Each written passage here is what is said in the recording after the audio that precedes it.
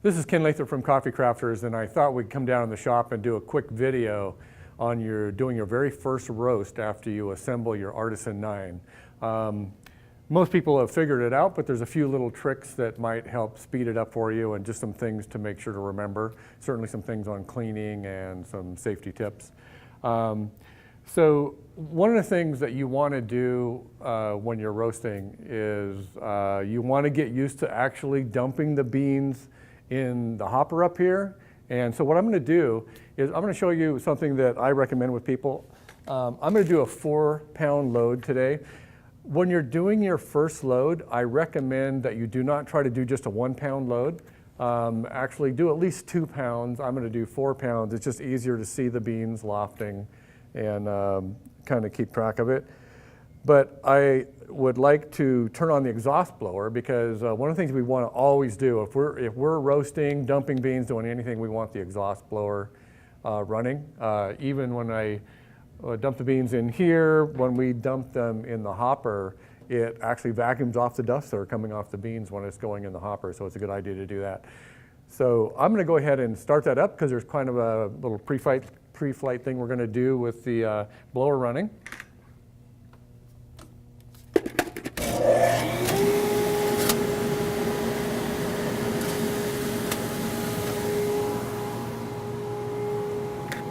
So we're using, I suggest everyone get that, that 2.5 gallon food grade plastic bucket, and this will hold a full load of coffee in here. And these work great. I actually designed this hopper to accommodate a round bucket like this. So we'll go ahead and dump our beans in.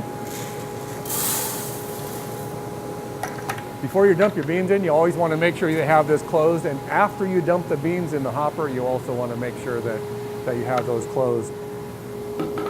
We've gone ahead and lubricated our support here for the hopper.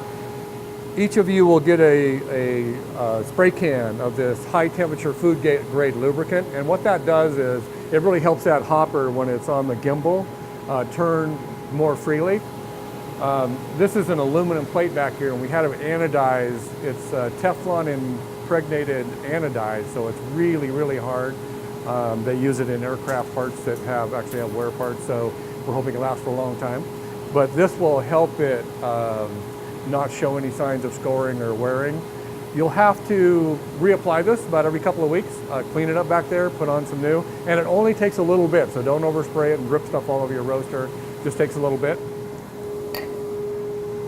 So on the hopper itself, we would apply it to the key back here. And then, so we're going to go ahead and install our hopper on the roaster.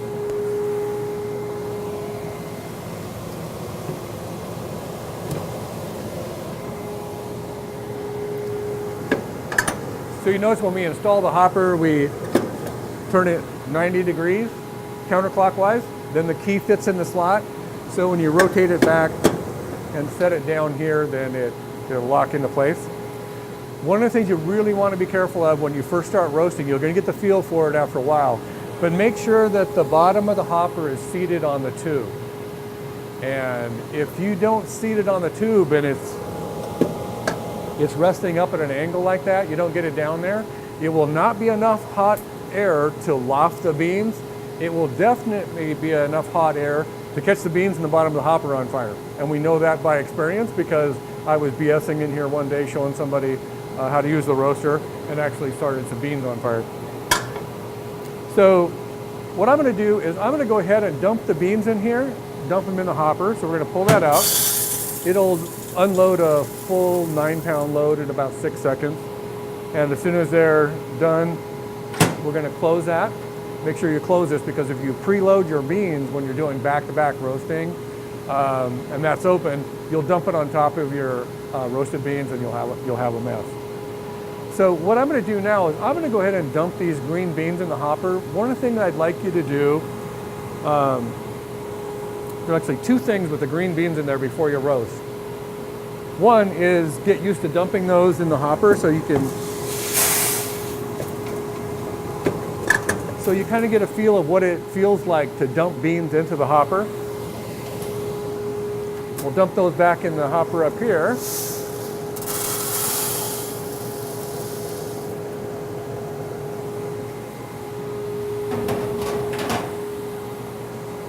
And the other thing I want you to do before you start roasting is we're going to practice doing the loft a few times. Make sure that your loft control is turned all the way down when you put your first load in, and then turn it up very, very slowly until the air breaks through the bean bed. And what happens, what you're going to see in there is it takes quite a bit of air to establish the loft. Once it breaks through, then you're going to have to turn it down a little bit, and you want to establish like a 4 or 5 inch loft in there, and you can actually use that from like 3 to 6 inches up and down to adjust your temperature, do little fine adjustments like that. So we're going to turn on the system power switch. Make sure that your bean loft knob is turned all the way down so that when you dump it in there, it's not going to blow it around. Just turn it down a few times, turn it up really slow, and establish a loft like 4 to 5 inches. And so we would be ready to roast. I have a 4-pound load in there, so I'm going to turn the machine on about 5 and start from there. And one of the things, don't let this confuse you if you hear us or some other customer talking about where they set their temperature controller on what pound of load. It depends on a lot of things, you know, humidity, altitude, room temperature, your actual line voltage. One of the things you want to do is make sure to watch your bean temperature and try to establish a 1 degree per second of bean temperature rise. And that will be a good rate. You cannot ruin any beans doing that if you establish that 1 degree per second. So we're almost ready to start roasting, but one of the things I want you to do is let's confirm, we have a new installation, supposedly. So let's confirm that all of our air is working right. One of the things we want to do is make sure that we put in a clean chaff bag.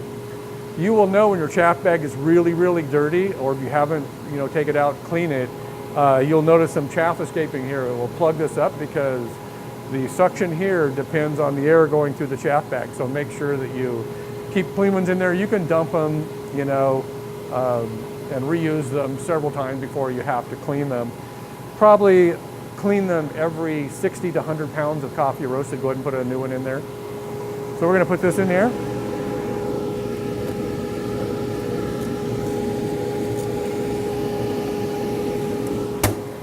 So make sure you have suction, and one of the ways to tell is when we have good suction there, it's going to pull that down. And then the other places where we have suction, we have 3 places. One is in the chaff collector, the other one is in the hood, and you can feel the suction going on up in there.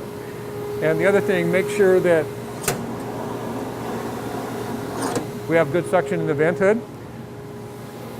Make sure that the bean cooler and the vent hood are closed before we roast, and make sure this is closed. So everything needs to be closed. You got 3 pull rods here. You got one for the hood, one for the bean cooler, and one for the green bean dump. So make sure those are closed.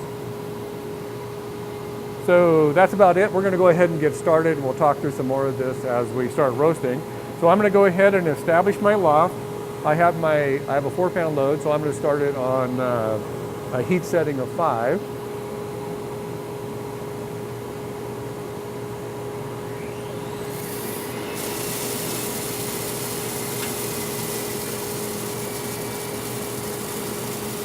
So I established my loft, I turned on the heat switch, and we're roasting coffee. One of the things you want to be really, really careful of is if you're doing back-to-back roasting and you're over here, because it takes a little bit of time to take care of the cooling or whatever, do not allow green beans to sit in the hopper with hot air blowing on them without establishing a loft. Because after about 10 seconds, it will ignite those beans on the bottom of the hopper. And if you've never experienced a coffee fire before, it's really special because there's real gray, yellow, acrid smoke. And I hadn't actually done it myself for years and years and years until I did it on this machine when I was goofing around with somebody and talking and not paying attention. And one of the things that I forgot that I don't want you to forget, get a gallon jug of water and leave it sitting over back behind your bean cooler in case you have a fire. So the proper procedure, you don't want to panic. It's not a big deal. It's not going to hurt anything. But what you want to do right away if you have a fire, leave your exhaust blower running, and dump the beans in the cooler as quickly as you can. Take your water, your gallon of water, and pour it over the beans, especially the ones that are smoking on fire, and stir them up. It's going to ruin the entire batch of beans, but that's fine. That's how we put those out. And it doesn't hurt the roaster at all to dump water in here. It's going to suck some water down in the plenum on the back. If it sucks some into the exhaust blower, it doesn't care either. Then you have to make sure that you clean out your bean cooler tray real well, clean out the inside of your hopper, and you'll be ready to go again. As long as you have movement in the hopper and they're cycling and you have a loft established, you cannot burn the beans. So one of the things you want to make sure to do is never pour water on the roaster itself, because this is an electric device, so we don't want to do that. Only pour water in the bean cooler with the beans in there, and then you'll be good to go. The other thing you can do is, after you pour out the beans, go ahead and turn your roaster off while you're going through the process of taking care of those beans that are smoking. You will be really shocked at how much smoke is generated when they're burning, so don't panic. It's just smoke. It'll go outside. So I'm looking down here, and I have a nice, about a 1 degree per second of temperature rise going.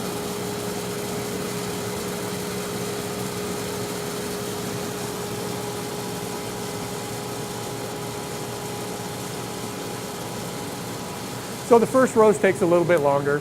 We have a lot of people out there who are calling back now that they got their Artisan 9s up and running, saying you need to rate it at a higher hourly capacity because we're doing 5-10 pound loads an hour. I know it will do that, but I suggest that you don't do that. Stick with your 9-pound load maximum. That gives you lots of heat adjustment. You have more heat than you need.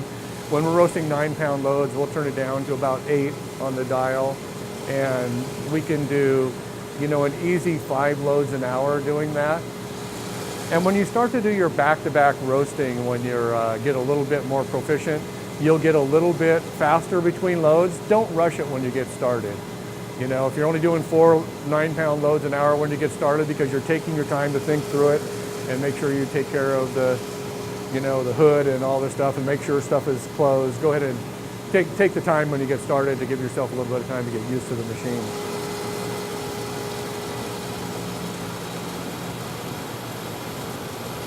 Just like all the machines, the beans are going to get lighter as you're roasting, and the loft will get a little bit higher. And so that's really the only adjustment that you need to make. If you establish a 1 degree per second of bean temperature rise rate, and you were to log that, and we have on our data logger, it's a nice even ramp all the way through the roast cycle. So you really can't go wrong. You can't ruin any beans that way.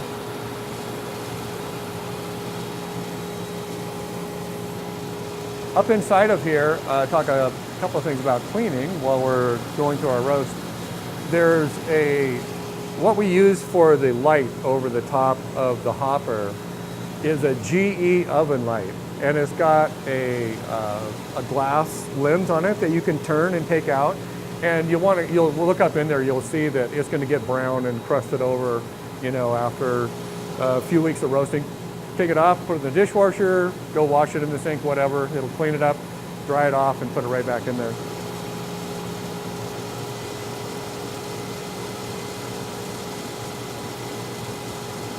A lot of people forget that if you do not wash your hopper, it will get crusted over with that burnt on sugars and oils from the coffee, from coffee roasting. And it takes like a wheel grinder to get it off. I mean, you know, it really will bake it on there. It's what happens to the inside of drum roasters. I don't know if you've ever looked at the inside of a drum roaster that they haven't cleaned. You know, it's completely black in there. And so clean it once a week, take it out, soap and water, clean it off.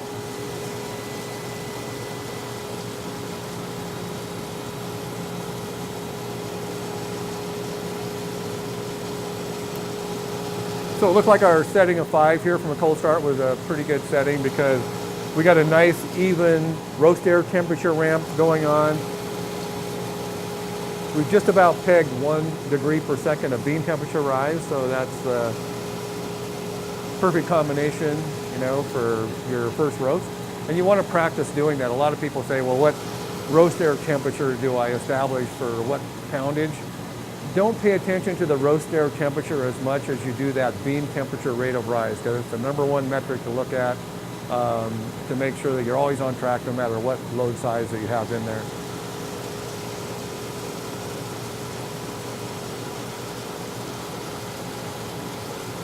So we're about 345 degrees, or about a little over 50 degrees away from first crack.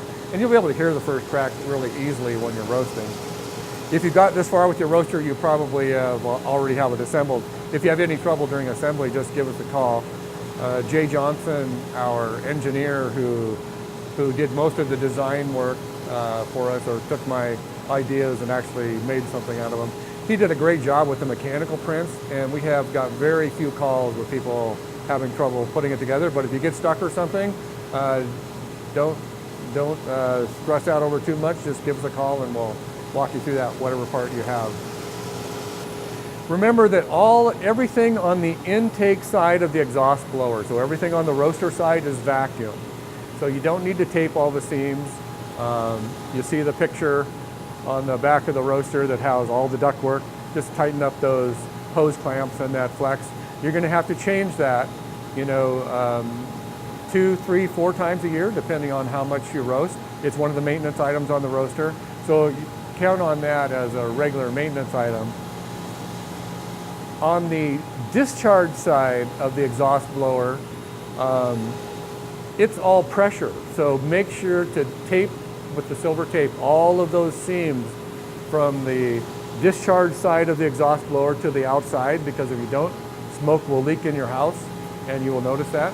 So one of the things we added, is the exhaust hood, because in one of our earlier prototypes, we had a hood that rotated to the side, but what we found in the Artisan 6, you unlocked it, you took the hopper off, and you could not have it not being vented except for about 1 second. On the Artisan 9, when we did the first prototype, it swung aside. By the time you swung that aside, took it off, dumped it, it exposed that smoke to the atmosphere in the roasting room for about 4 seconds, and it was too much. So we went back to the drawing board and added this. The only time you should have the vent open on the exhaust hood is in the process of dumping the beans. As soon as the beans are in the cooler and it's downdrafting, go ahead and close that hood gate, and so that all the air then is going to the hopper here, or the exhaust over the roast hopper, and in the bean cooler. So the plenum back there divides that air, but the only time this should be open is right during the dumping process, and all it's going to do is catch that smoke when it's going through the dumping cycle and vent that to the outside so that it's not filling up your room with smoke.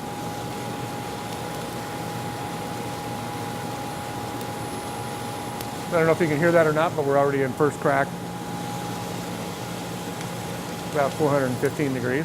We're going to dump this at about 440 degrees, and right before we dump that, I'll take you through the process of how to dump it.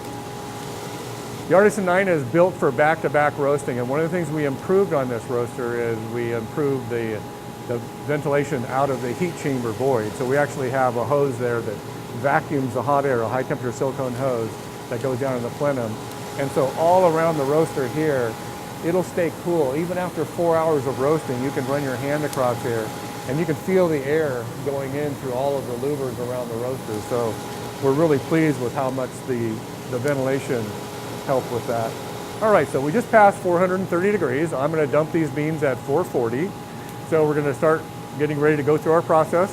The first thing we're gonna do when we dump our beans is we're going to open the hood vent and the bean cooling vent. And now we have both of those things going. I'm going to temporarily shut my heat off to do this. We're at about 442 degrees now on the bean temperature. And then I'm going to lift the hopper up and rotate it to the right.